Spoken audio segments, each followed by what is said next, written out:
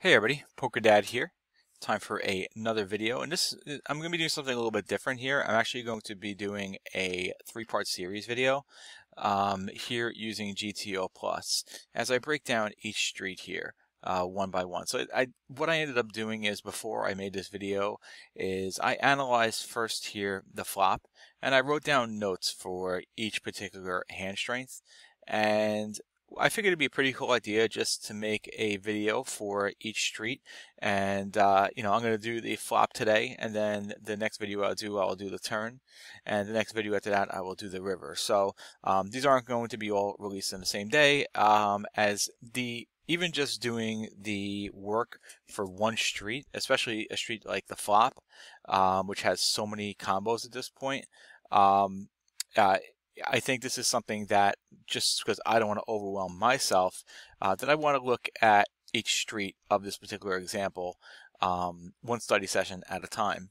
And I plan to do a lot of this because I think this is actually some pretty amazing stuff, just looking at the analytical GTO approach to some of these hands. Now, just one quick disclaimer. I do believe in both GTO and exploitative style. I think that it depends on who you're playing. If you're playing a reg, I think you can use more of a GTO style, where if you're playing a recreational player, you can use more of an exploitative style.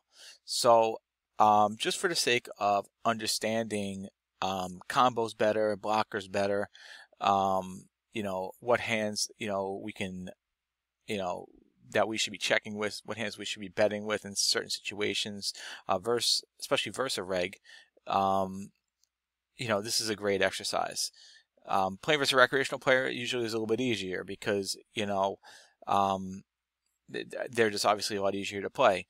And, in terms of the different programs we have, like when I have used a program like Card Runners EV, I think that's a better program to use when studying playing versus recreational players, but this is a better program for using when playing versus regs. At least that's what my opinion is of it. But anyway, I do think that GTO is a very interesting thing. And, is it a Bible? Absolutely not. I don't think there is one set way to play. I think you could either play GTO or you can play exploitative. GTO and exploitative. And I think that is really the best way to go. So anyway, that is my opinion on the situation. And so right now let's just jump into the analysis. So in this particular hand here that we're going to be looking at over the next 3 videos, it's the classic K72 Rainbow board. And the scenario is we are in the button and we open raise from the button, so we have a pretty wide range. And our opponent in the small blind calls. So just so you know, first for the ranges, these are the ranges right here. So this right here is what the small blind calling range looks like here. And this I grabbed this range just from one of my hands. This is really what the population is doing, specifically at Ignition in the small blind for their cold calling in the small blind. And this right here is just my range opening from the button. So in this scenario here, obviously out of position is going to check all the time here. And I gave us 3 options for betting. We have an overbet here. Here, by the way, you can see the pot size is 7.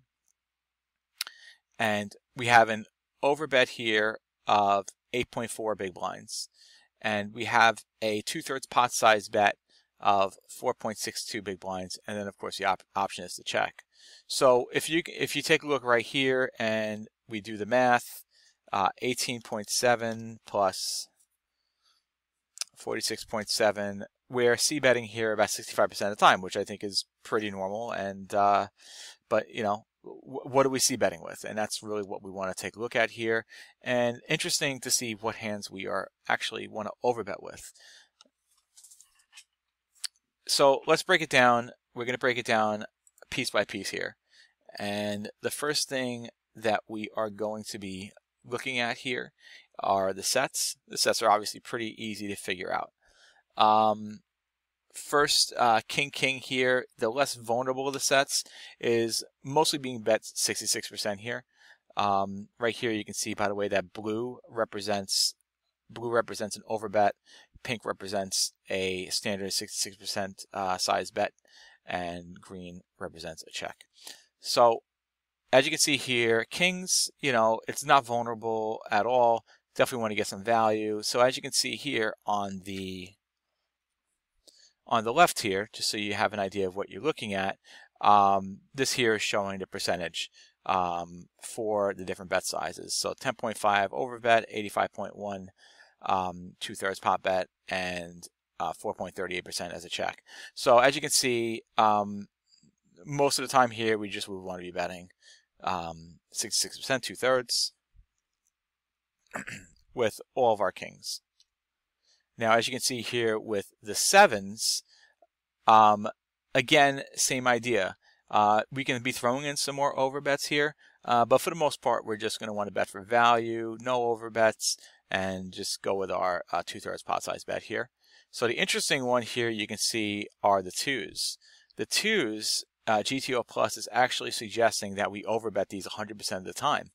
I think this is because this is the most vulnerable set of all the sets we have, which is why we want to more so be overbetting this. I think also the good thing about a set of twos here is we're probably going to get a lot of calls, because there's a good chance our opponent's going to have a lot of hands in this range that he's going to be willing to call here.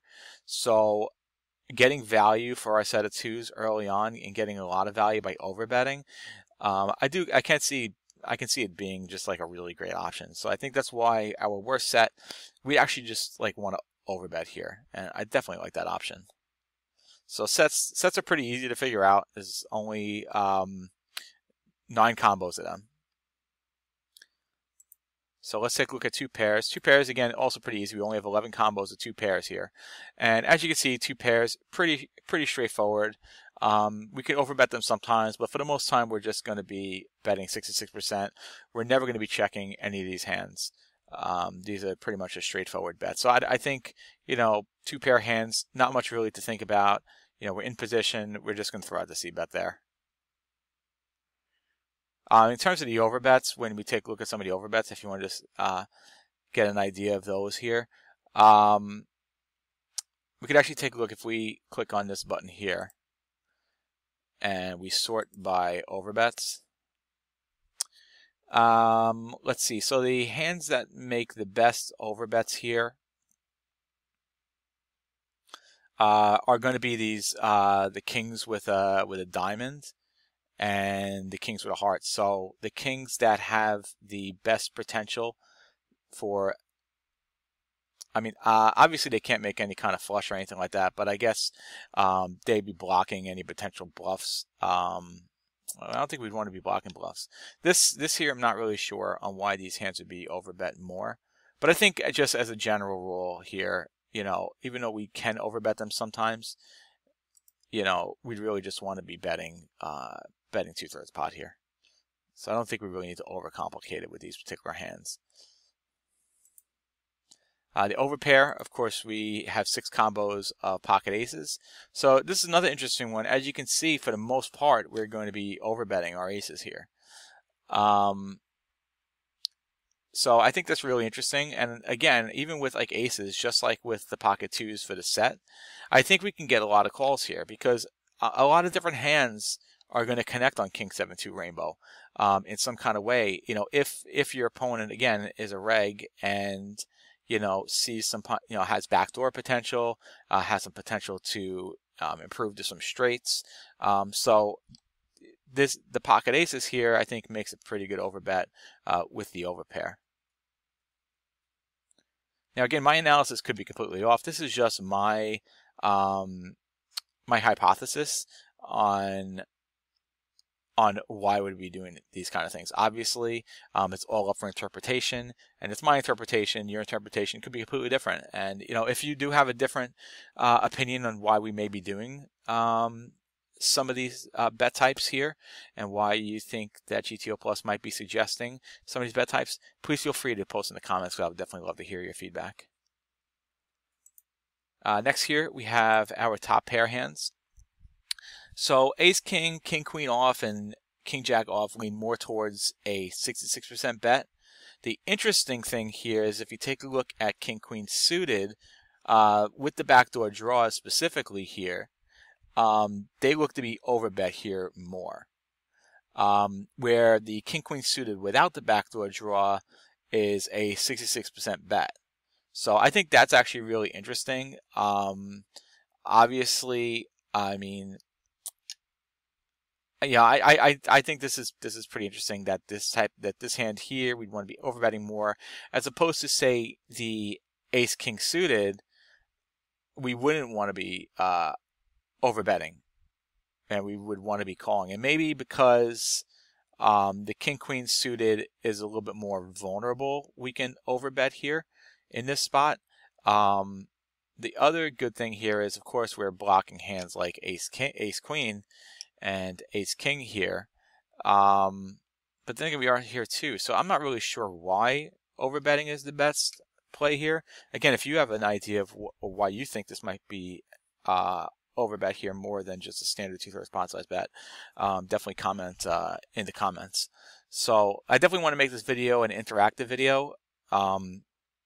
I think that's the best way for this video to the best thing for this video is for it to be interactive, and any kind of comments. I'm very excited to see what you guys might have to say on why we think king queen suited would be overbet here. The other hands here we have king jack and king 10 also should be c-bet here for about 66% of the time.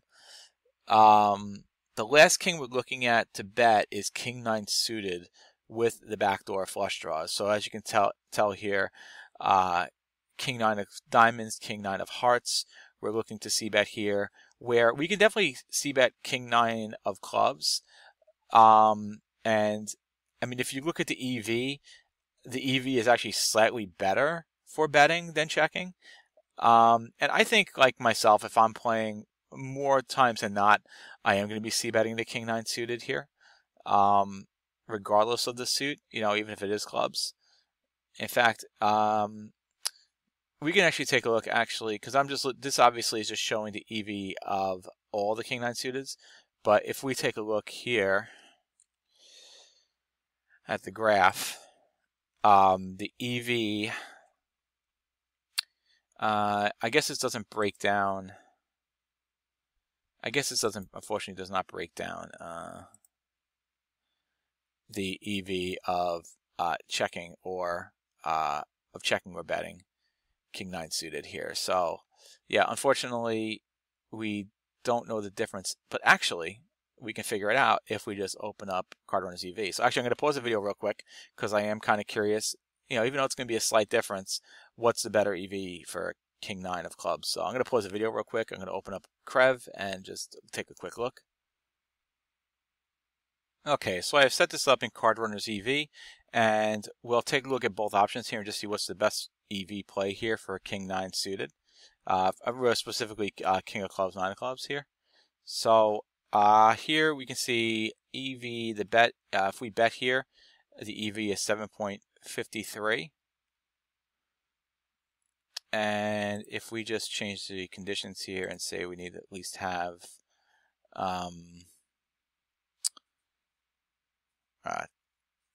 two pair, we'll kick it out. And we check here, it's 5.23. So actually the expectation is still better for betting here with king 9 suited, king 9 of clubs. And that was really more my my guess too, is that still is better to bet king 9 suited here, especially specifically king 9 of clubs, than it is to check here. So yeah, so there you go. Now we have it figured out. So let's go back here. So it's funny, we're just figuring that out, of course, just for king 9 of clubs. And although the GTO says you can check more here, the EV is still higher for betting king 9 of clubs. Now, as for the other king hands here, we're looking to check back more, and I think that's more to protect our checking range. We can still bet 2 streets We could even just bet one street, because maybe just like top pair with weak kicker is really only good for one street of value, and you know that street can definitely be the turn. If we at least check back these kings here, if our opponent decides to put out a pro bet, you know, we definitely have a solid hand to call with. Where if we're just betting all of our kings here, then we're not really protecting our checking range for the turn, and we can get blown off a lot of pots. So I definitely think there are kings that we definitely want to have in our checking range, and I think that these particular kings could make the best candidates with the weaker kickers. So I think that makes a lot of sense. The next hands we're going to look at here is pocket pair below top pair. It says top card, but I really should say top pair.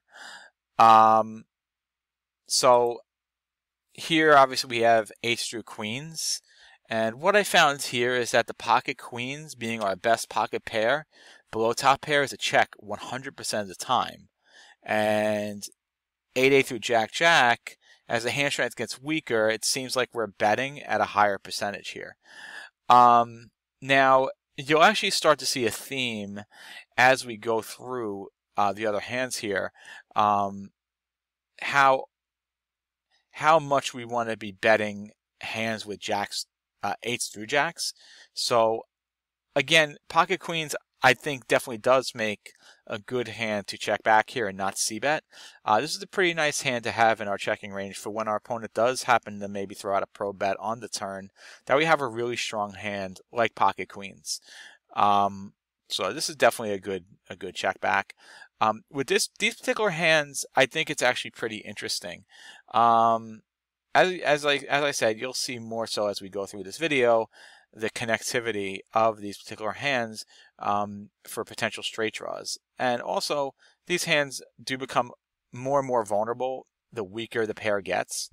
So the weaker the pair gets, the more vulnerable it is, the more that we are definitely going to want to throw out a c-bet with these particular hands. The jack-jack, of course, being the least vulnerable of all of them. It can be checked probably more like a higher percentage of the time. Although GTO Plus is pretty indifferent about it, 54% to 46%. So, you know, that's probably is a pretty big percentage. But, you know, as you can see, the equity is pretty close. The EV is pretty close.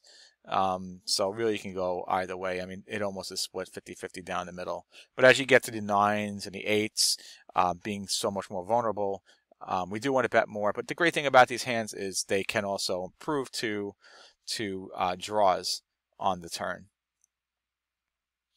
Next, we are going to look at the middle pair hands. The middle pair hands, we are betting 62% of the time. What stands out here is we should be betting all of our 7s at a high frequency, except for 2 of them, you'll notice. 10-7 suited here, we are checking 87% of the time. I'm sorry, not 87% of the time, 83% of the time. So I think that's really interesting. Actually, if you take a look here, again, I'm going to take a look and I'm going to bump this up, this graph, and I'm going to sort by equity. After A7, you'll notice that, scroll up, you'll notice that the 10-7s with the backdoor flush draws have the next best equity at 65%. And I think that's actually really interesting, that of all the different backdoor flush draws, that one has the next best equity.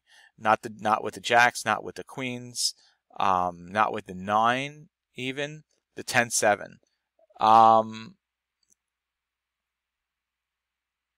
And I'm thinking maybe this is because we're blocking hands like 10-9 suited and jack-10 suited, which can improve to straight draws on a turn. I mean, because you think about it, 10-7 suited has a tougher time improving because it can really only improve to a gut shot. And that's what I think is probably what I'm going to go with more is that it has a lesser chance of improving on the turn, where hands like 9-7 and 8-7 suited can improve to stronger straight draws. 10-7 suited can only improve to a gutter.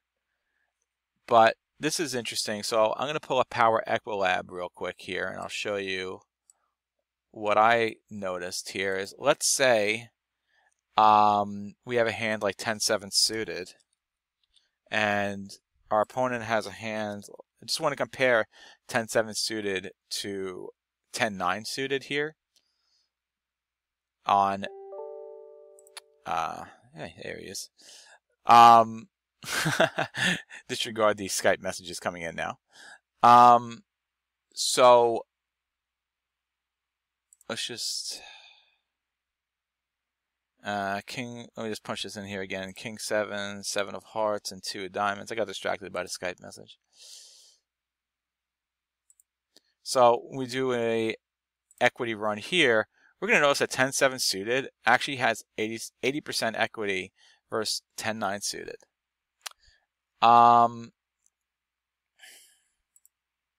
Now, and that's versus like hands like 10-9, and the same thing you'll see here versus Jack-10 suited. We have 80% equity versus Jack-10 suited. Now, if we punch in hands like, or if we take a look at hands like 9-7 suited, for example,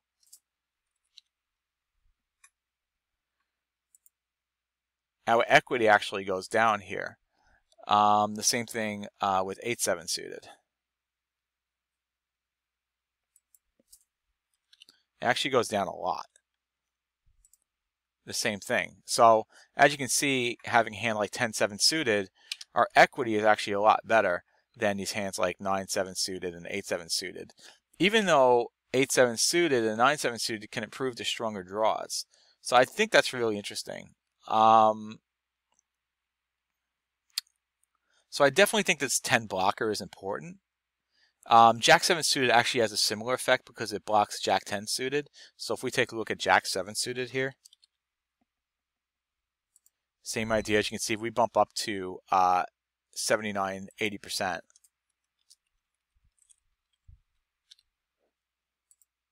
A little bit less so. So 10-9 suited is a little bit different with the Jack-7 suited. So the key here is the Jack-7 suited. Of course, we're blocking that Jack, which is definitely very helpful. But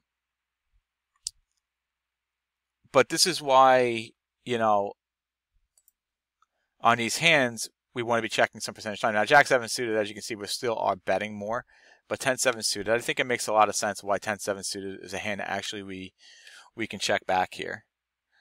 And interesting also about 8-7, the suited version, we can overbet. So here's here's the 8-7 suited. So we're actually doing some overbetting, especially with the spades. And I think that's interesting because we have a, you know, maybe it's because of the fact that the king of spades is out there.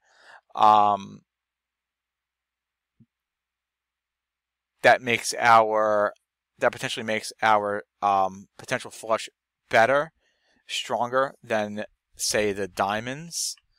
And obviously the clubs without the backdoor flush draw is mostly going to be a bet here. So I think that's interesting. And 8-7 offsuit, we're actually going to be checking some percentage of the time, which I think is interesting as well. Now let's take a look at the weak pairs. So these hands, for the most part, we're going to be betting for protection.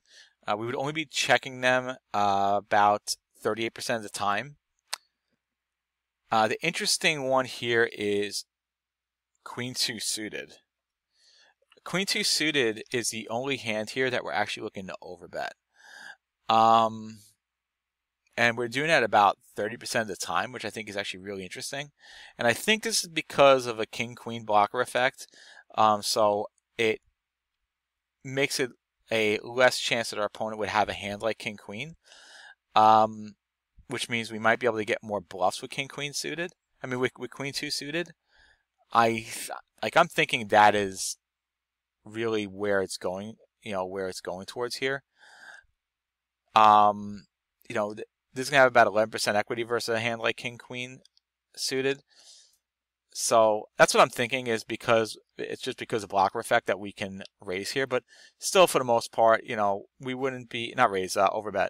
Still for the most part though, as you can see, mostly we would just be throwing out a standard 2/3 pot C bet here. But I did find that interesting that of all hands here, as you can see on the chart, the Queen 2 suited is the best candidate for an overbet. As you also, by the way, you can tell with the pocket pairs here, we're going with more of a mixed strategy. Not really sure if I agree with that. I think with these hands here, they're so super vulnerable on this board, we really should just be betting them. And I would be betting these hands all the time, so I don't really agree with the idea of checking these hands here. I think this is another situation where it's just more plus EV betting them. In fact, if we just go over to Krev again real quick, and we just change this hands here, and we just put in 6s through 3s. And first we'll just take a look at checking them. We can see our EV here is around 3 for each of them, 3.6 for each of them. And I'm sure that betting is just going to be the better play here. So if I just edit the conditions here and I just delete this and just rerun this here, we'll see it's slightly better. So it's not that much better, and I guess that's why GTO Plus is pretty much giving it a mixed strategy. But I think just from an exploitative point of view, we want to definitely bet these hands here. In fact, I bet if we put in the exploit here for button, let's see, I bet it's going to have us, of course, bet it here. Let's take a look. I could be wrong. Yeah, exploitatively, even Card Runners EV agrees we'd want to be betting these hands here. Okay. Next up here, we have our ace high hands. So these ace high hands here, I specifically want to take a look at the offsuit hands, because the suited the backdoor flush draws, we can take a look at more during when we look at backdoor flush draws. The stronger the ace high offsuit hands, like ace queen, ace jack, ace 10, we're checking back since we have no backdoor potential, as you can tell. Interestingly enough, the lower we get for the kicker, the more we're betting as a bluff. I think these hands are also, well, it looks like also that these hands here are candidates for overbet bluffs on the flop as well. I think we're bluffing these hands here because of their low equity and failure to be able to improve on later streets. Even if we hit top pair, we can still be out kick. And it's also unlikely that our opponent will call if he doesn't have a king here, and if he doesn't have an ace, which we block. So the hands we could overbet are really bad kickers, like ace 3 through ace 5. So I think that's interesting. I mean, again, more so here, we'd be throwing out a standard 2/3 pot size bet, but we can definitely overbet here as well. And I'd say probably take down the pot in most situations. So it's definitely an interesting play. The good thing, at least about these hands too, when we're overbetting these hands, is we do have the ability. We have more improvement here because we can improve to a gut shot on the turn. So it's a pretty good thing. In fact, if you take a quick look, if I can open up. So what I'm actually going to do here is I'm going to press this button here. I'm going to go to turn report. And I'm just going to say player 2 specific hands, and I'm just going to take a look at, we'll take a look at ace of diamonds and 5 of hearts. And yeah, I mean, as you can see, if a 3 or 4 come out, that's pretty good for us, for our hand to improve.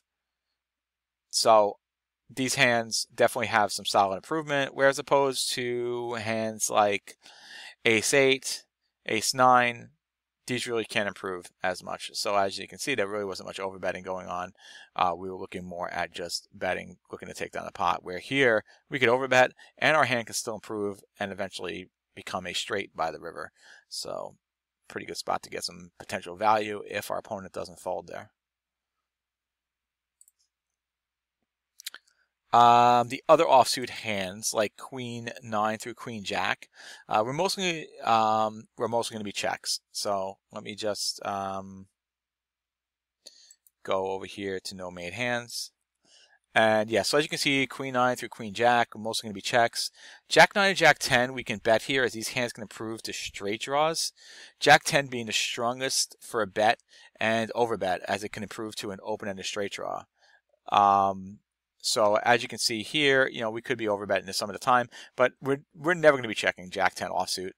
And Jack 9 offsuit, similar situation. Very rarely is going to be a check. We're mostly going to be betting here. Less of an overbetting strategy and more just a betting strategy, because of the fact that, again, we can improve to an open-ender here. So I think that's kind of important to remember. You know,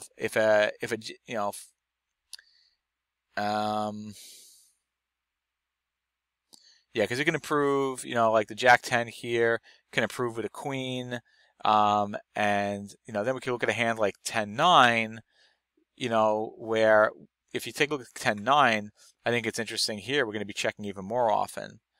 Because obviously at 10-9, with 10-9, if a jack, you know, if a jack comes out, then hands like ace 10 can improve to a better straight draw for the opponent. So that makes 10-9 offsuit not as great, and I think more of a reason to check back, whereas opposed to a hand like Jack 10, we can, you know, we have so many ways that we can improve, and we can improve to potentially the nuts by the end of the hand. So I think that's why actually Jack 10-9 here we'd be checking more often. Still, we're going to be betting more than we're going to be checking, but, you know, we have to keep that in mind, that 10-9 isn't as strong as maybe a hand like Jack 10 here. Overall, though, these hands should only be checked back about 34% of the time. And I noticed that hands that contain clubs make the better check back hands, as it doesn't block any potential bluffs on later streets by our opponent. And I think that is kind of an important thing, is if, you know, if we have spades, hearts, or diamonds, you know, then we are blocking some of those potential bluffs. Where we have clubs, we're really not blocking many bluffs at all. So I think that's why you'll notice more so that we're going to be checking more so with hands, especially you'll notice here. You can definitely notice here, like with the 10-8 offsuit, that, you know, we're checking more hands that contain clubs. If you take a look there. So I do think that is interesting. So the last piece we're going to take a look at here is the backdoor flush draws. And the backdoor flush draws are actually probably the, aside from, you know, the sets and the two pairs that were pretty easy to break down, I think these are pretty easy to break down too. The only one that's really interesting to me here are the ace high backdoor flush draws. If you take a look here, we should be betting our stronger backdoor flush draws, with the exception of ace jack suited and ace 10 suited, which we can check back here some percentage at a time. I mean, betting is fine too, but it's interesting that here, you know, we do want to check back some of these hands as well. Obviously, they both have great improvement potential, but I guess we just want to have some of these check back. I'm not 100% sure why, but what I do think is interesting more so are the overbet hands. Our weaker hands like ace-8 suited and ace-3 suited through ace-6 suited make better overbets. And this is something we saw very similar to the offsuit hands as well. I think we want more folds on these type of hands. However, again, you know, especially more so with these suited hands and the offsuit hands, we're going to pay it off nicely if our, you know, if these end up improving, and we could eventually hit either a straight or a nut flush by the river. But the other issue is with the ace coming out. If an ace comes out, we could always be out kick here. So that's why I can see why these might make for better overbet candidates than just betting 2/3 pot here. Great potential, and also, you know, it's like great potential and also some terrible potential as well if an ace comes out, and we could definitely be behind. So I can understand why these would more so want to be overbets than actually straight 2/3 size pot bets here. So I think that's pretty cool. The other hands here, pretty straightforward for the most part. Queen high backdoor flush draw. As been with the other hands, we're more aggressive without 10s and 9s, but checking. We're more aggressive without 10s and 9s, but checking back most of our queen high backdoor flush draws. So yeah, actually we're more aggressive. We're less aggressive without 10s and 9s. Actually, is what I meant to say. Jack high backdoor flush draw. We want to be aggressive, and we could overbet here or bet 66% of the time as these hands improve to OESDs. So as you can see here, we're very rarely checking back any jack, which is interesting, including the jack 5 and the jack 6, which I thought was quite interesting. And I mean, basically the general theme here with backdoor flush draws is we want to be betting them a lot. As you can see, we're actually betting them 80% of the time here, with the exceptions being the weaker king backdoor flush draws and the 10-7, of course, which we already went over. So this concludes this analysis of taking a look at the flop here in position. So basically, of course, we're looking at c-bet strategy here. In the next video, we are going to take a look at the turn. So basically what I'm going to do, because we have 3 bet options here, I'm going to end up taking the most popular option, which of course is betting 2/3 pot. And we'll jump over to the turn, and we'll probably randomize what our opponent will do. And then we'll take a look what we can do on the turn in terms of double barreling or checking the turn. So I hope you guys like this video. Again, do me a favor, leave any comments below, anything that I said that maybe you think differently, maybe that you agree with. We can definitely have a discussion about it. And I think this is definitely the best way to handle a video like this, because I think a lot of the stuff up here is up for interpretation. The program isn't telling us exactly why we're doing something. It's up to us to take that information and interpret and figure out why it is the quote-unquote game theory optimal play. So anyway, if you guys like what you saw, do me a favor, please subscribe. Also, check out my Twitch channel. I actually just changed my Twitch name to PokerDad2878. So it's actually twitch.tv/PokerDad2878. I'll leave the link in the description below. Yeah, I look forward to hearing from you guys and making the second video to this series when I get a chance. So until next time, PokerDad.